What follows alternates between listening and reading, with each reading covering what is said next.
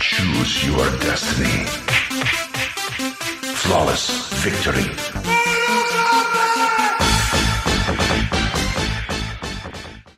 What's going on, guys? LordKing here again, back with another UFC review.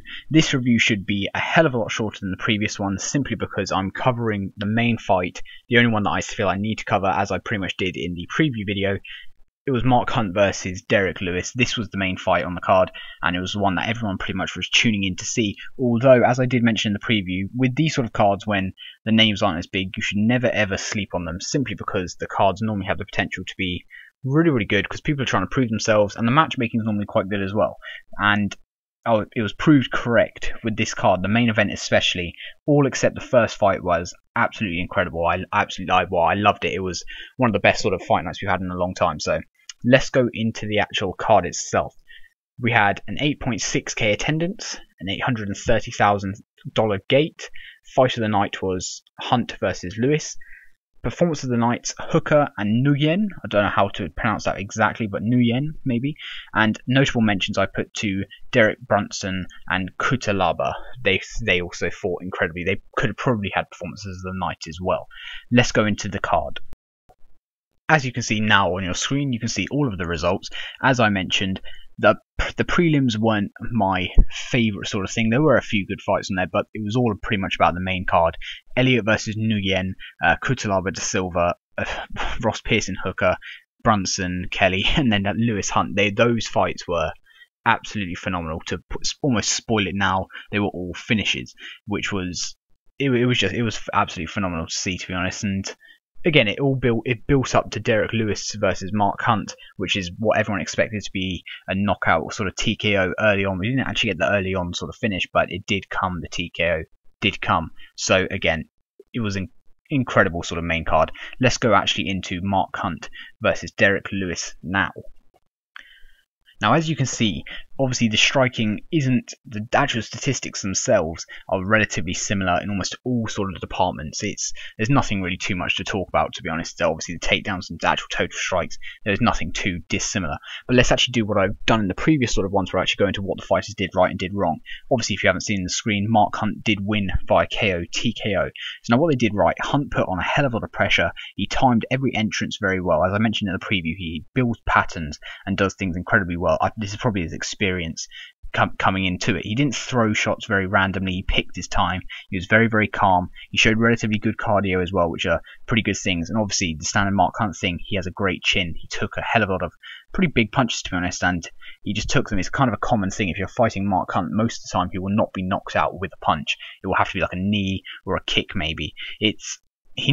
The best thing that I've found from this is it's just the experience. When he saw Derek Lewis was getting tired, he knows to start working the body a little bit more, and he knows that the body should be the right place to be going. So that was Mark Hunt's what he did well. What Lewis did well, he was relatively athletic. He threw some quite good high kicks, and again, he did land some pretty big punches and kind of circled his way out relatively well as well sometimes.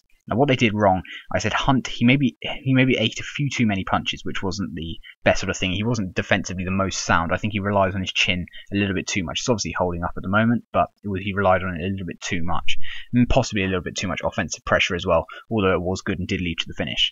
Now, Lewis is what he did wrong.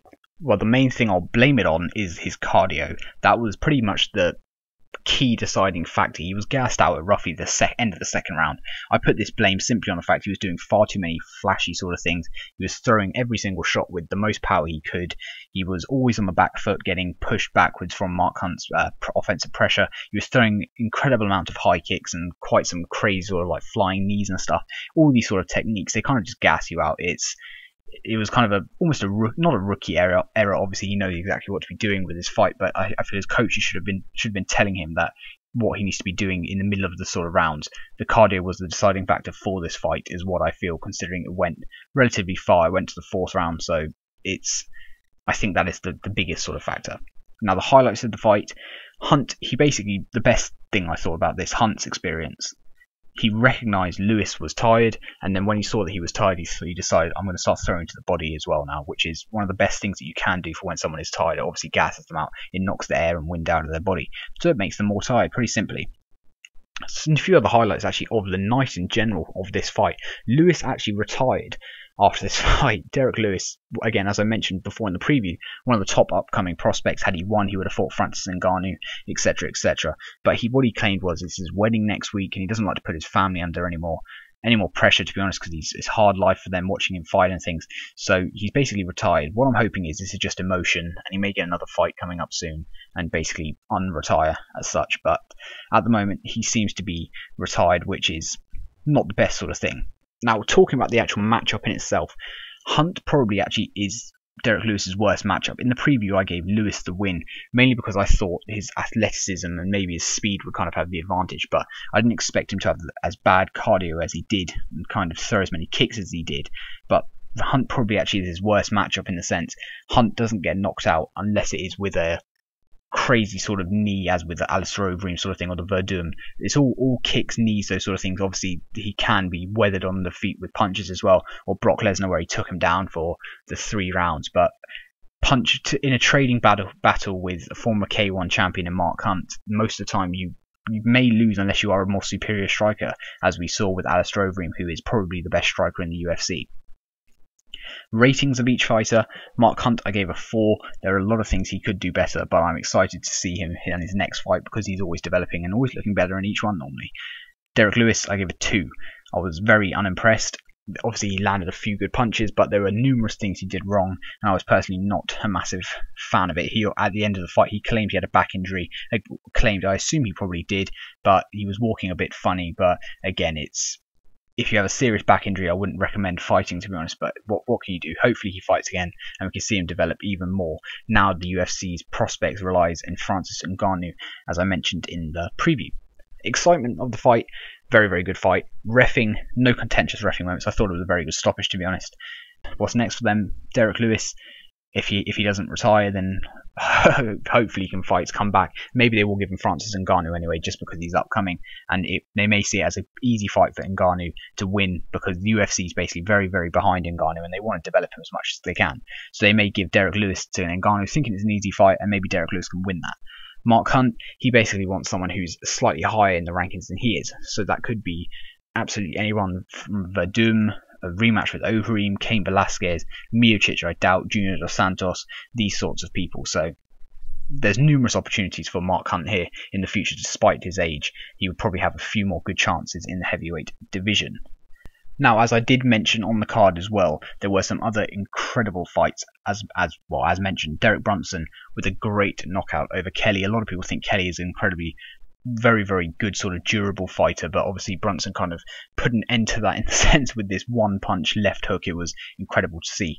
Hooker also with his performance of the night, knee over Ross Pearson, knocking his gum shielder. As you can see, it was a pretty vicious knee. He basically timed Ross Pearson coming in, each time ducking his head with his head movement, and he timed it, and eventually he came in with the knee, and it was incredibly vicious, and it was a great, well, from a fan's perspective, it was great to see. Obviously Ross Pearson seemed okay afterwards as well, but worthy of a performance of the night. The other aforementioned, Elliott and Nguyen, this was what I thought was going to be the fight of the night. These two are basically both scramble sort of artists, but Nguyen basically pretty much took his back. There was a head and arm throw from Tim Elliott to take him to the ground, and Nguyen took his back and then choked him out in incredible fashion. He is obviously a good black belt, so that wraps this card up, guys. It was a very, very exciting card. As I always mention, these fight nights which don't have the biggest sort of names on them normally deliver the most. It's kind of a trend with these sort of things. They always tend to be better than the other ones, simply because fighters want to prove themselves, and also the matchups are normally a bit better than just having big names. That wraps it up. Look out for the next one coming soon, and an online ranked random battles coming up next whenever it comes out. Thank you as always, guys. I've been LordKing. Please like, share and subscribe. Goodbye.